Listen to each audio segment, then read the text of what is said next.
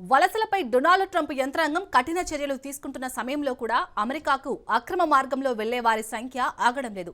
అలా డంకీ మార్గంలో తమ దేశంలోకి ప్రవేశించారనే ఆరోపణలతో 54 మంది భారతీయులను అగ్రదేశం వెనక్కి పంపింది. దాంతో వారంతా ఢిల్లీలోని అంతర్జాతీయ విమానాశ్రయానికి చేరుకున్నారని, వారిని వారి కుటుంబకులకు అప్పగించామని పోలీసులు వెల్లడించారు. ఈ 54 మంది భారతీయుల్లో అత్యధికులు హర్యానాకు చెందిన వారే ఉన్నారు.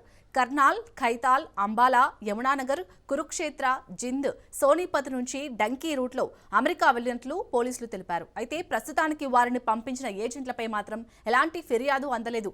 అక్రమ మార్గంలో విదేశాలకు వెళ్లవద్దని, దానివల్ల కొత్త సమస్యలు కొని తెచ్చుకోవద్దని పోలీసులు సూచించారు. ఏమిటి డంకీ రూట్? విదేశాలకు అక్రమంగా వెళ్లేందుకు అనుసరించే మార్గాన్ని డంకీ రూట్గా వ్యవహరిస్తూ ఉంటారు. ఇది పంజాబీ వాడుక భాష నుంచి వచ్చింది. అంటే ఎటువంటి ప్రణాళిక లేకుండా ఒక చోట నుంచి మరో చోటుకు వెళ్లడం. నకిలీ డాక్యుమెంట్లు సృష్టించి షిప్ కంటైనర్లు, వాహనాల్లో రహస్య కంపార్ట్మెంట్లలో దేశ సరిహద్దులు దాటిస్తారు. ఇందుకోసం భారీ మొత్తంలో ఏజెంట్లు డబ్బులు వసూలు చేస్తారు. ప్రమాదకర పరిస్థితుల్లో అంతర్జాతీయ సరిహద్దులు దాటించుకుంటూ చట్టవిరుద్ధంగా ఓ దేశంలోకి పంపించేందుకు ప్రయత్నాలు చేస్తారు. యూరోపియన్ యూనియన్ ఇచ్చే షెంజెన్ టూరిస్టు వీసాతో ఈ పద్ధతి మొదలవుతుంది. దీనివల్ల 26 దేశాల్లో తిరిగేందుకు వీలుంటుంది. నకిలీ దస్త్రాలు లేదా వాహనాల్లో రహస్యంగా యూకే లేదా అమెరికా దేశాలకు వెళ్లేందుకు అక్కడ కన్సల్టెంట్ల సాయం తీసుకుంటారు.